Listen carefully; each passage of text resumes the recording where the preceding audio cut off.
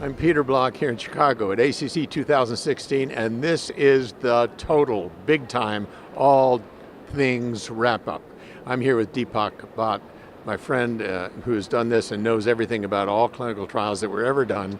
Deepak, let's start with Stampede. You were involved with Stampede right. as a co-PI, so tell us about that one very quickly. What do you think, not necessarily about the details, what does it mean for the folks out there? Sure. So, I'm partial to it, of course, but I think it's a terrific design because it did in bariatric surgery what we commonly do in cardiology. That is, apply randomized clinical trial design. So there have been a lot of data previously showing that bariatric surgery was terrific. It causes weight loss, of course, that it improves diabetic control, that it's associated with lower mortality. But that's all observational data. So we did a randomized trial, 150 patients, not easy to do these randomized surgical trials, and found that bariatric surgery versus best medical therapy in patients with diabetes actually caused resolution of diabetes in a pretty high percentage. We'd reported that before as a late breaker at ACC, but these are the 5-year results showing durability out to 5 years. This is big time, and it's two different kinds of surgery too. They both seem quite effective. That's right. One's the classic Roux-en-Y, the big deal. The other's a sleeve gastrectomy, laparoscopic surgery, and both look pretty good. There were some subtle differences between the two.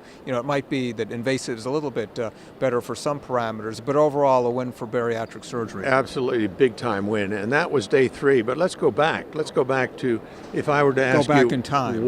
Let's go back in time. That's right. What was the thing that really struck you as being the most important trial out of this meeting? Hope. I think hope probably would have wins. to say hope, just because it was a 2-for-1. That is, there were two important hypotheses being tested in patients who were rather intermediate risk, I might even say kind of lowish risk for the sort of patients we're used to dealing with, that statins work, so confirmation, further confirmation, extension of statins and their benefits, and that blood pressure lowering, unless your blood pressure is high to begin with, doesn't clearly work. The good news about this, though, is it seems to me that maybe some bad news, too. Some of the folks out there have said to me, big deal, we were treating these patients anyway, right? They're intermediate risk patients.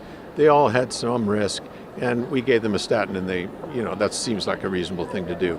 How do you counter that? Well, first of all, a lot of people say that, right? When a trial is negative, they say, oh yeah, I knew that was going to be negative. When it's positive, they say, oh, I was doing that anyway. So 99% of the time, that's not even true. But with statins, there's been a lot of controversy and a lot of discussion out there about who to treat. Should we be treating low-risk patients? What about side effects? Is it worth it?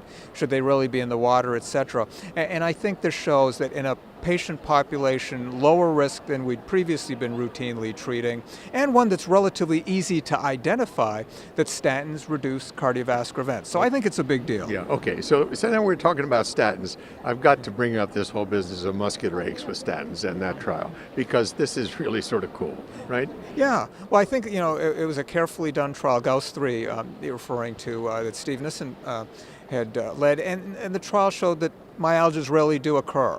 And it's a glass half full, half empty sort of deal. Some people said, oh yeah, it's such a low rate in a carefully selected population, but I actually looked at the other way. That is, there are some people saying, oh, the statin myalgia stuff, it's not real. Oh, the companies are making it up to sell PCSK9 inhibitors and other new drugs. This trial shows that statin myalgias are real.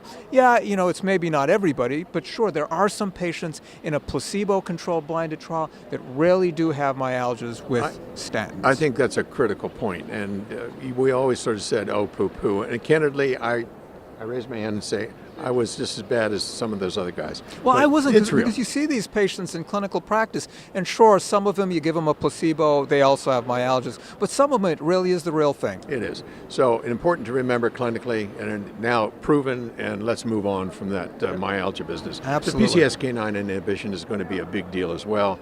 We'll find out how all that works out going forward. Okay. Absolutely. Chris Cannon presented some interesting data here. Post hoc analyses out of Odyssey, which is one of the PCSK9 inhibitor programs, showing that with PCSK9 inhibition, even really low LDL levels under 50 seem to be associated with a reduction in MACE. Underpowered post hoc, but still potentially a signal of what's to come from the large outcome trials. And Bob Vogel has always said, you know, your LDL can never be low enough. So we'll see how all that works out, but very interesting data. Yeah, very interesting. So there you have it, important trials, very important data, even for the guys that are out there in little clinics taking care of patients with high cholesterol and giving them statins and wondering about the muscle aches. That's right. Thanks very much, Deepak. Thank you, Peter.